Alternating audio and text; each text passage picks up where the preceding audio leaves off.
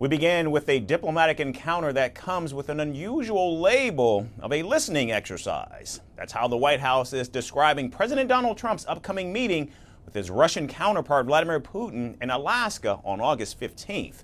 The idea, they say, is for Trump to hear directly from Putin about how to end the war in Ukraine. Now, White House Press Secretary Karoline Leavitt said that Trump agreed to the face-to-face discussion with Putin rather than speaking over the phone, as it will give him the clearest indication on how to stop the conflict with Ukraine. Leavitt emphasized Trump's deep respect for all parties involved in the conflict and hinted there could be plans for Trump to visit Russia in the future.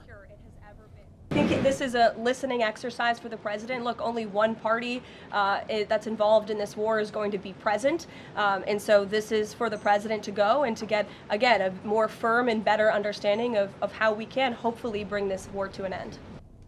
The Trump meeting on Friday is so far planned to go ahead without President Zelensky. Now, this has fueled fears that Kyiv could be forced into painful concessions, including those over land. EU leaders on Tuesday stressed the inherent right of Ukraine to choose its own destiny, adding that international borders must not be changed by force.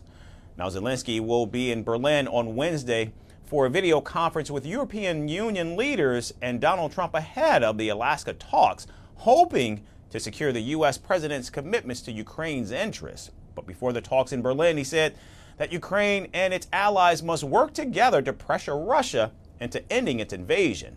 Trump's earlier suggestion that a peace deal could involve a swap of territories drew sharp pushback from Zelensky. The Ukrainian president ruled out any land concession, stressing that Ukraine's constitution forbids it and that no agreement with Russia can be made without Ukraine's direct participation. The answer to the Ukrainian territorial question is already in the Constitution of Ukraine. No one will deviate from this, and no one will be able to. Ukrainians will not gift their land to the occupier. Now, ahead of the meeting, U.S. Vice President J.D. Vance expressed a clear desire to end the funding of the Ukraine war and bring about peace. In an interview, he argued that if Europeans want weapons, they should pay for that themselves, a stance consistent with Trump's earlier push for NATO members to raise their defense spending to 5% of GDP. Americans, I think, are sick of continuing sending their money, their tax dollars for this particular conflict. But if the Europeans want to step up and actually buy the weapons from American producers, we're okay with that. But we're not going to fund it ourselves anymore. The high-stakes Alaska summit was agreed to only last week after Trump's envoy met Putin in Moscow, which triggered a frantic search for a venue that could meet G7-level security, accommodate full press operations, and allow private leader-to-leader talks.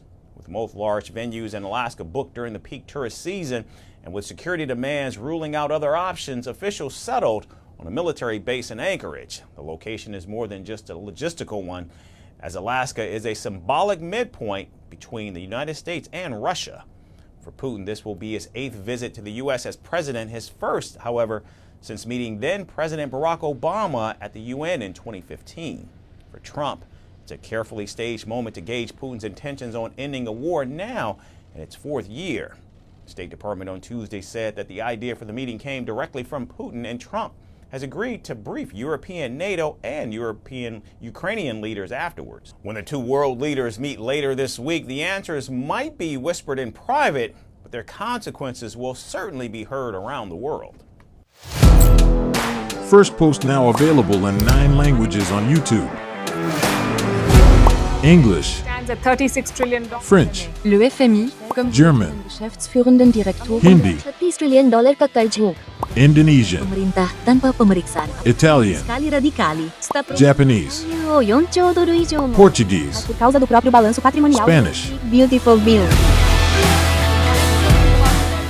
Go to Settings, click on Audio Track and select the language of your choice.